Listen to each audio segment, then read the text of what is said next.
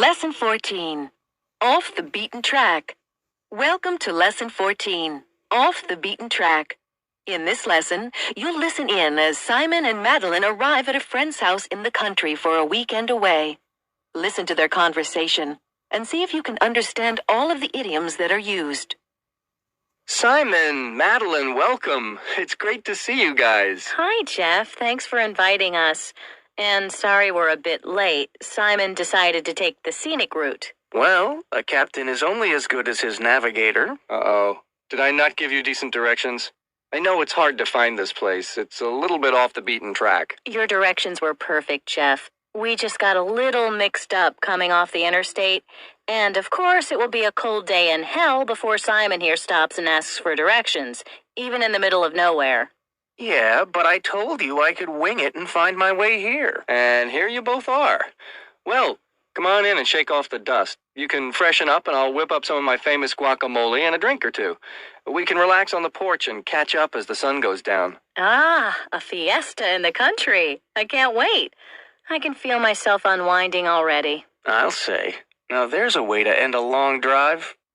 Ah, what a great way to kick off our weekend in the country. Yeah, I've been looking forward to some R&R for a long time. I've really needed to recharge the batteries. Well, I'm glad to be able to offer you a weekend getaway for a break from the rat race. That's why I love being out here so much. So, how is the big change working out for you? Have you felt much culture shock moving out to the sticks like this? No, not at all. I grew up in the country, so in a way, this feels more like home to me than the city. In fact, sometimes I felt like a fish out of water in the city. Of course, there are things I miss, but all in all, I'm really happy to be out here in the boondocks. So you're here full-time now, then? Well, I still have a little place in the city, but this is where I hang my hat for now. And how's the writing coming along? It's great, now. At first, I was really afraid that it wasn't going to pan out, that I'd really made a terrible mistake leaving my job and moving here to write. I had a bad case of writer's block, but then I snapped out of it, and I've actually just finished my manuscript. Hey, congratulations. Let's have a toast to that. Yeah, cheers. And what about the locals? Are you meeting nice people here?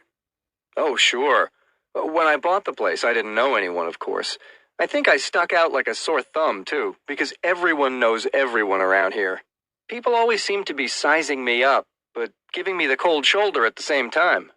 And it must have been rough starting from square one when it came to a social life, too. Yeah, that was not easy. No one reached out to me except to make small talk. So, how did you break the ice? If I know you, you put on a big smile and had new friends lined up at your door in no time. Actually, I had a secret weapon. A secret weapon? What's that? You're eating it. The guacamole? Hey, I told you it was famous. Around here, at least. So, you just started handing complete strangers bowls of guacamole? Gee, you'd think that would raise a few eyebrows. No, of course not. There was actually a good old-fashioned town picnic, so I brought as much of the stuff as I could make. As soon as people started tasting it, I had all sorts of welcomes and invitations to dinner. So it's true that the fastest way to someone's heart is through their stomach. And speaking of which, when's dinner?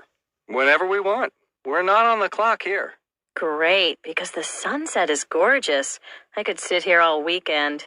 No lights, no sirens, no honking horns. I could really get used to this. Yep, this is the life.